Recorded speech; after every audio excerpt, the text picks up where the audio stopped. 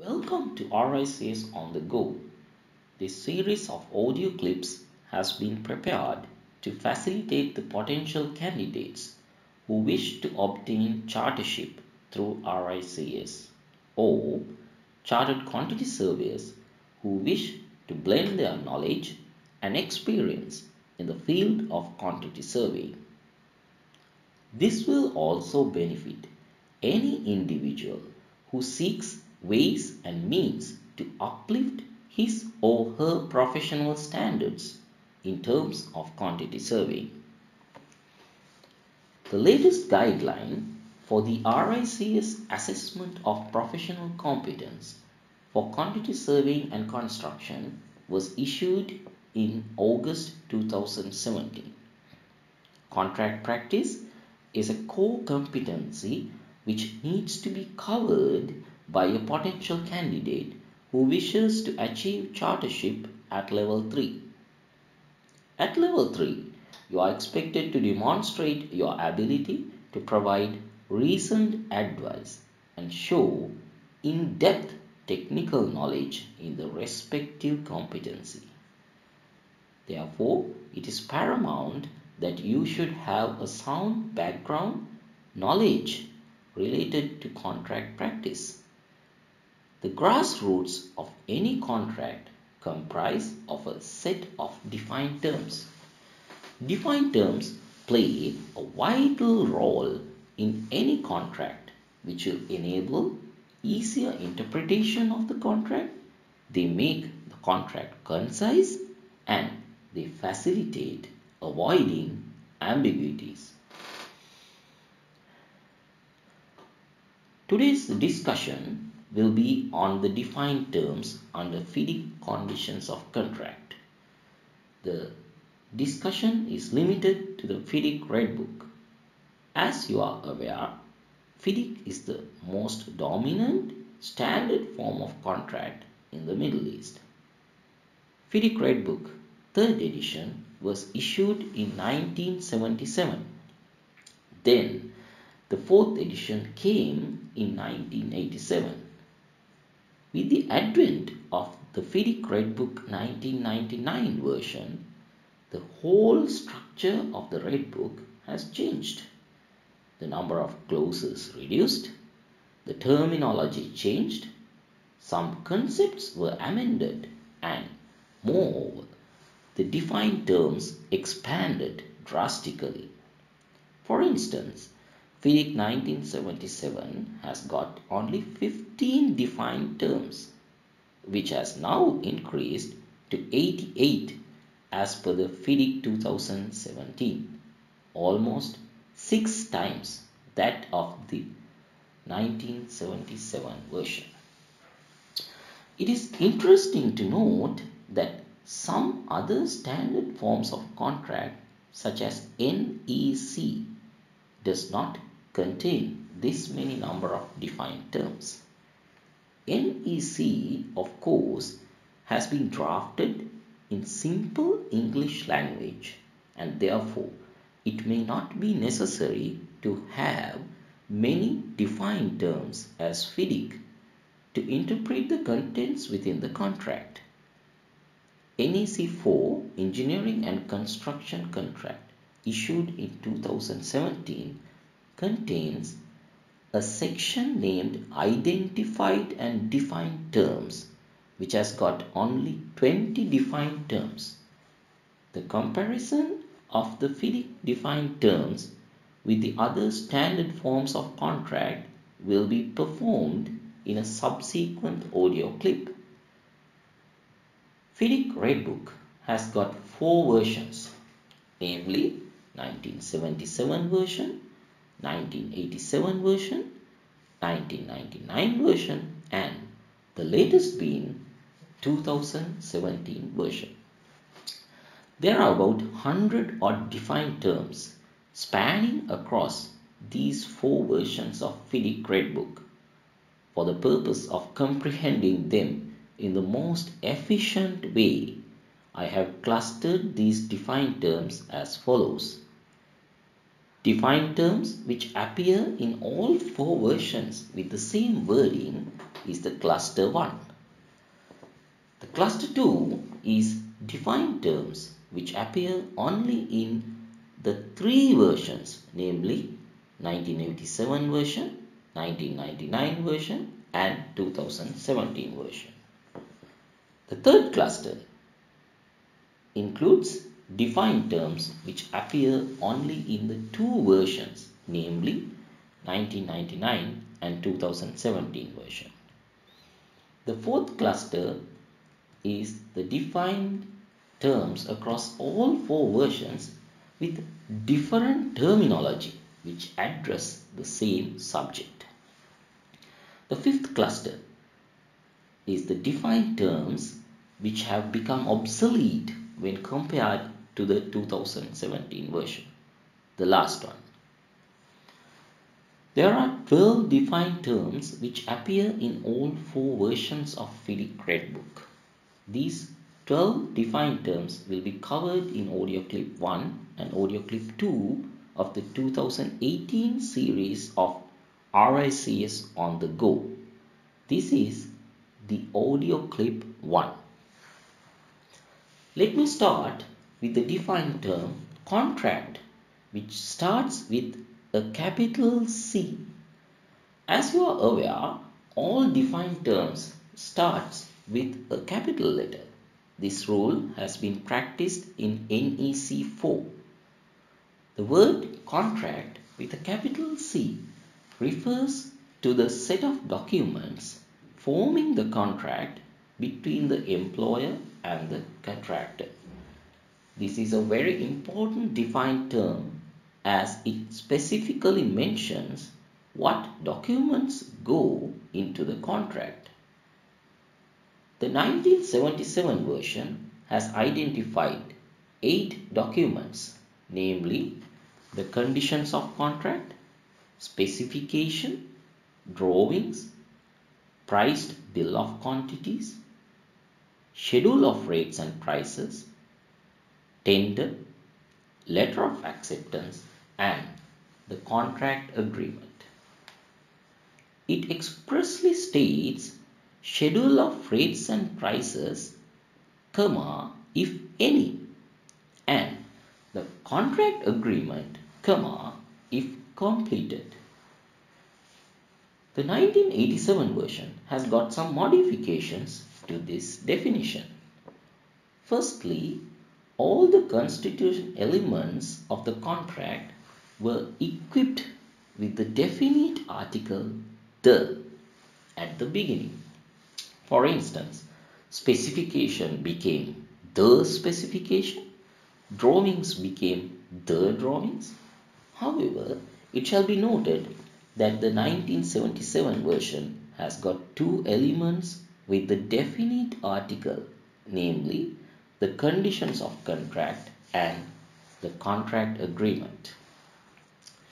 The element named the conditions of contract in 1977 version was expanded and reworded as these conditions within bracket parts 1 and 2 in the 1987 version. Secondly, the 1987 version has omitted schedule of rates and prices as it is a constituent of the bill of quantities. Instead of priced bill of quantities mentioned within 1977 version, the 1987 version used only the phrase bill of quantities. One might think that this is a mistake. However, bill of quantities is a defined term in 1987 version onwards, which states bill of quantities means the priced and completed bill of quantities forming part of the tender. The 1987 version has introduced a completely new set of words to the defined term contract by adding such further documents as may be expressly incorporated in the letter of acceptance or contract agreement within brackets if completed. This insertion has given some flexibility to the parties to incorporate any other document into the contract. It is noted that both the versions have indicated that contract agreement forms part of the contract if completed, which seems a very strange terminology. One would argue that once the letter of acceptance has been acknowledged and accepted, it will form the contract in legal perspective. However, contract agreement is a defined term from 1987 version onwards, which specifically refers to the signed and stamped form of agreement by the parties to the contract. It seems strange as to why the contract agreement could not be completed upon signing the contract. 1999 version has made the contract agreement as a mandatory document in the contract. This version has got 7 such mandatory constituent elements of the contract. Out of the 7 constituents, there are 3 unchanged constituents in the 1999 version in terms of the wording compared to the FIDIC 1987 version, as follows: the letter of acceptance, the specification, and the drawings. The following 3 constituents have got changed from FIDIC 1987 version to 1999 version. 1.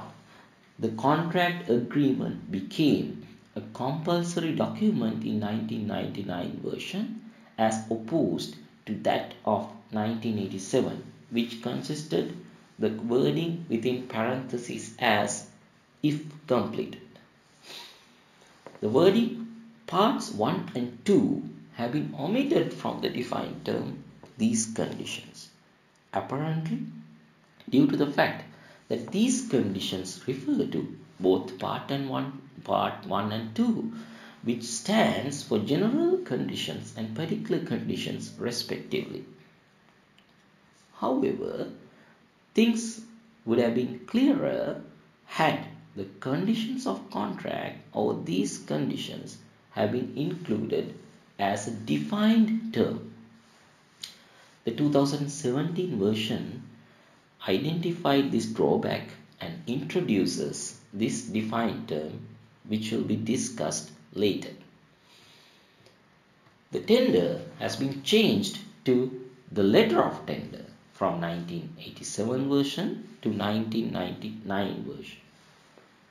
The 1987 version does not identify the term letter of tender as a defined term, wherein the 1999 version includes both the tender and the letter of tender as defined terms. FIDIC 1999 version introduced one additional constituent element to the contract named the schedules, which was not there within the previous versions.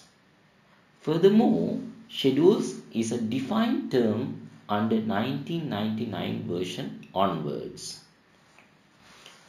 The 1999 version has retained the option of adding any other documents in the opinion of the parties to the contract are necessary as a constituent element of the contract, with slightly modified wording as follows: further documents within brackets, if any, which are listed in the contract agreement or in the letter of acceptance. Now, let us look at the newest version of FIDIC, which is the 2017 version. When you compare the same with the 1999 version, the number of constituent elements of the contract increased to 10. There are 7 constituents in both 1999 and 2017 versions, which were not ordered as follows: the contract agreement, the letter of acceptance, the letter of tender, these conditions, the specification, the drawings, and the schedules. The 2017 version has maintained consistency related to the wording of the flexibility of the parties to the contract to incorporate any additional documents into the contract. The 2017 version has introduced 3 additional documents forming the contract as follows. Number 1. Any addenda referred to in the contract agreement. Number 2. The contractor's proposal. Number 3. The JV undertaking within brackets if applicable. JV stands for joint venture. One may argue that addenda are an optional item in the absence of an express term containing the word addenda within the constituent elements of the contract. With the inclusion of the addenda referred to in the contract agreement as a constituent element of the contract, this ambiguity has been eliminated.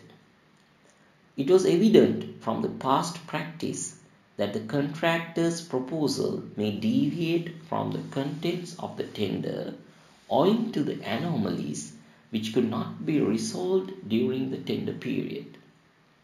Therefore, inserting the contractor's proposal acceptable to both the parties as a constituent element of the contract became important to avoid any future confusion. Furthermore, the earlier versions of FIDIC did not comprehensively address the scenario when there is a joint venture in place, which became significant during the execution of the contract. Well, that is all about the defined term contract, and let us now move into the main stakeholders of the contract, namely the employer, the contractor, and the engineer. The reason I specifically mentioned the main stakeholders is at this juncture I'm not going to discuss about other stakeholders of the project, since they are not consistent within all 4 versions of FIDIC Red Book. Only the employer, contractor, and the engineer remained defined terms across all 4 versions. Let us start with the employer, a party to the contract. As per FIDIC 1977, employer means the party named in Part 2 who will employ the contractor and the legal successors entitled to the employer, but not, except with the consent of the contractor, any assignee of the employer. As per FIDIC 1987, employer means the person named as such in Part 2 of these conditions and the legal successors entitled to such person, but not, within brackets, except with the consent of the contractor, any assignee of such person. Both the above definitions give the same sense. However, the following alterations have been done in 1987 version when compared to the 1977 version. Number 1. Employer means the person named in Part 2 as opposed to the party named. So the wording party has been changed to person. Number 2. The 1977 version merely states Part 2 as the document which indicates the employer's name, but The 1987 version states part 2 of these conditions, which is more precise. The 1999 version made this definition more concise as follows. Employer means the person named as employer in the appendix to tender and the legal successors entitled to this person. Now, the definition does not include any consent of the contractor to assign any other person, but only the legal successors of the employer can be under the umbrella of the definition employer. When it comes to the 2017 version, there was one change in the terminology, wherein the appendix to tender has been replaced with the term contract data. This terminology has been used in NEC as well. Now, the definition of the contract. As per the 1977 version, contractor means the person or persons, firm or company, whose tender has been accepted by the employer and includes the contractor's personal representatives, successors and permitted assigns. When it comes to the 1987 version, contractor means the person whose tender has been accepted by the employer and the legal successors entitled to such person, but not, within brackets, except with the consent of the employer, any assignee of such person. Once again, the 1987 version has become more precise by following amendments to the defined term employer. The set of terms used as the person or persons, firm or company in the 1977 version has been replaced with the single term person. The ambiguities created in the 1977 version, such as including the contractor's personal representatives, successors, and permitted assigns, were replaced with the more precise wording, the legal successors entitled to such person. The 1977 version does not mention the employer's consent to be taken to alter the personnel to be under the umbrella of the defined term contractor. But the 1987 version does.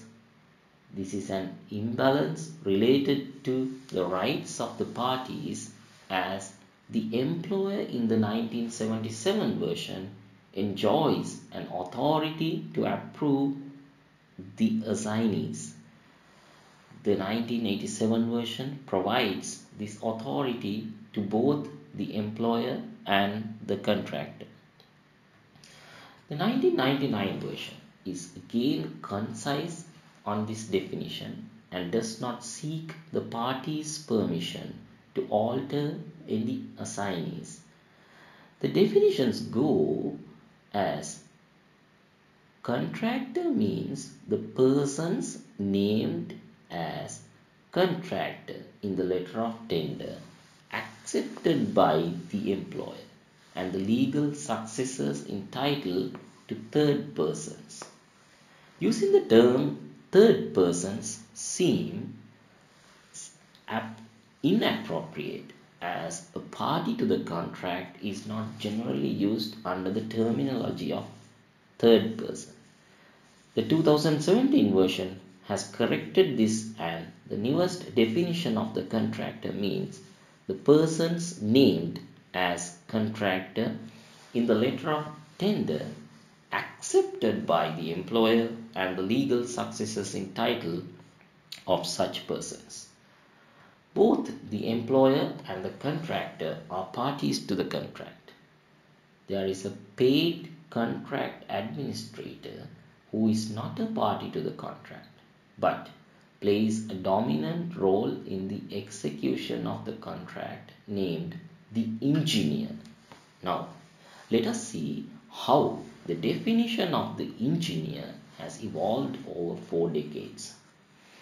The 1977 version defines the engineer as engineer means the engineer designated as such in Part 2 or other the engineer appointed from time to time by the employer and notified in writing to the contractor to act as engineer for the purpose of the contract in place of the engineer so designated.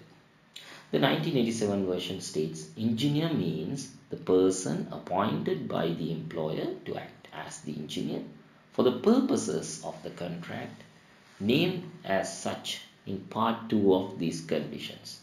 This definition has eliminated a lot of jargon used in 1977 wording.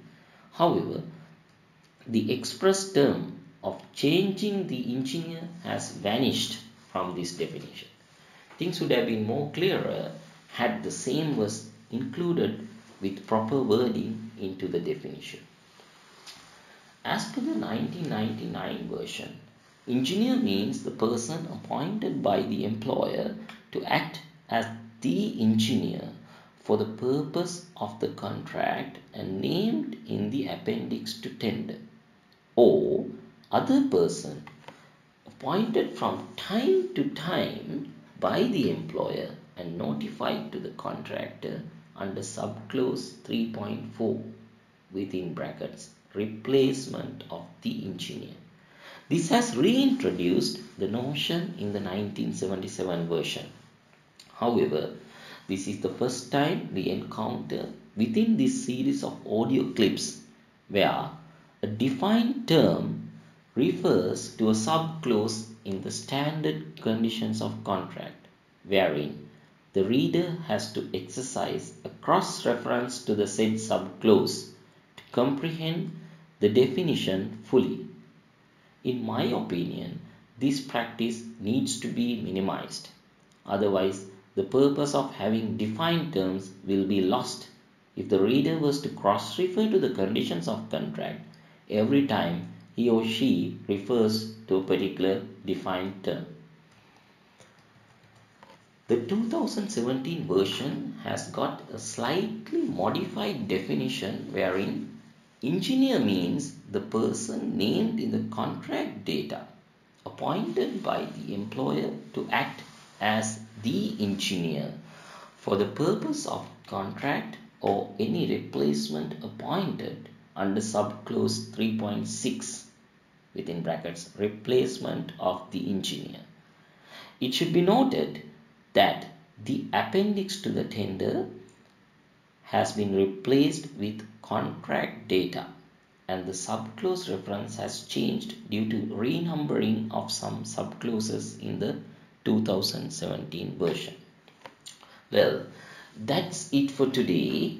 Just to summarize, today we have learned why the defined terms are important, some inherent features of the defined terms, and went on to a comparative exercise on the 4 defined terms named contract, employer, contractor, and the engineer under FIDIC Red Book across 4 decades.